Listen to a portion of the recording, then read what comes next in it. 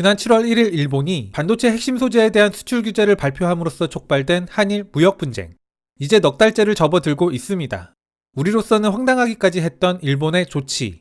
그러한 조치를 단행한 이유는 여러 가지로 분석할 수 있겠지만 그 근저에는 반한, 혐한 정서가 자리하고 있다는 생각입니다. 일본 아사히 신문에서는 이에 대해 적나라하게 지적한 인터뷰가 게재됐습니다. 제목은 다른 의견을 거절한다면 보수라 말할 수 없다. 한국인 입장에서 일본의 보수 정치에 대한 이해도도 높일 수 있는 좋은 기사입니다. 인터뷰를 한 나카지마 타케시 씨는 75년생의 젊은 정치학자로 도쿄 공업대 교수입니다. 일본 정치를 전공했고 특히 보수주의, 민족주의, 애국심의 근원 등에 대해 연구한 사람입니다.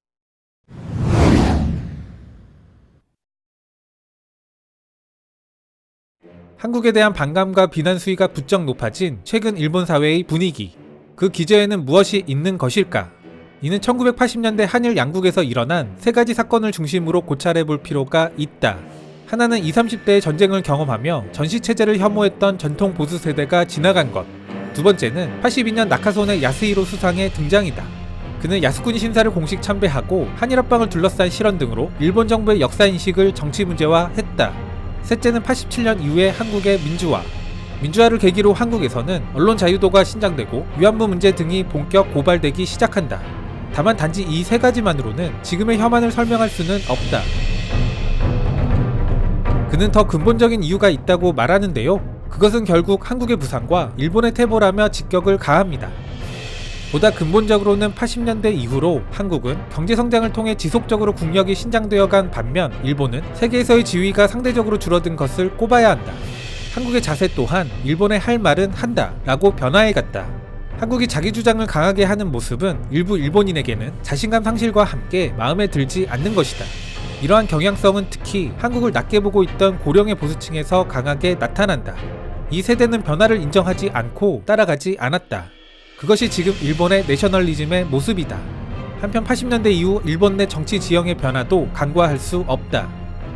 어떤 분들은 극히 짧은 기간을 제외하고는 자민당이 장기 집권을 해왔기 때문에 일본은 변한 적이 없다고 말하기도 합니다. 그러나 자민당이 보수당이기는 하지만 과거엔 극우적 색채는 없었습니다. 아베식 극우는 자민당 내에서도 소수이자 비주류. 기사를 통해서도 이를 확인할 수 있습니다.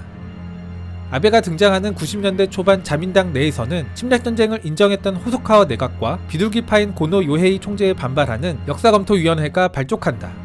이러한 정치적 환경 변화가 현재의 아베와 아베의 주변 움직임까지 연결되어 있는 것이다. 중요한 것은 이전의 자민당 우파와 보수 논단에서 강력한 반한, 혐한 형태는 볼 수 없었던 모습이라는 것이다. 기사는 이어 보수의 가치에 대해 논합니다. 그가 보는 진정한 보수는 혁명적 변화가 아니라 타협을 통해 점진적으로 나아가는 것. 이런 측면에서 현 정부는 진정한 보수가 아니라고 일침합니다. 그렇다면 진정한 의미의 보수적 관점에서 아베 정권의 한국에 대한 태도는 어떻게 평가되어야 할까? 에드먼드 버크에 따르면 보수적인 사고는 인간은 불완전하고 인간의 추론은 실수하기 쉽다고 인정하는 데서부터 시작한다. 따라서 자신과 다른 주장에도 귀를 기울이며 이견을 신중하게 좁혀 합의해 나가는 것이다. 결국 보수 정치야말로 한국과 대화해야 하는 것이다. 스스로만 옳다 여기며 한국이 이상한 것을 계속 말하고 있다는 식의 완강한 반응은 진정한 의미의 보수주의자가 해서는 안 되는 행동인 것이다. 여기에 교착 상태를 풀 실마리를 찾기 위해 다양한 채널을 활용할 수도 있지만 현 정부는 이를 하지 않고 있다. 그렇다면 한국 정부의 움직임은 어떻게 평가해야 할까?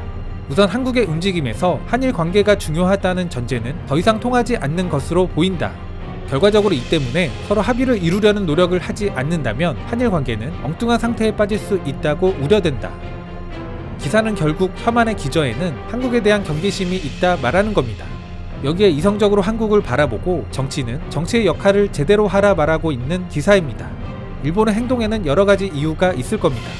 전략적 측면, 정치적 측면, 정서적 측면 전부 고려해야 한다는 생각입니다. 다만 저는 거의 대부분의 이유들은 우리의 문제가 아닌 일본에서 유래한 문제가 아닐까 그런 생각입니다.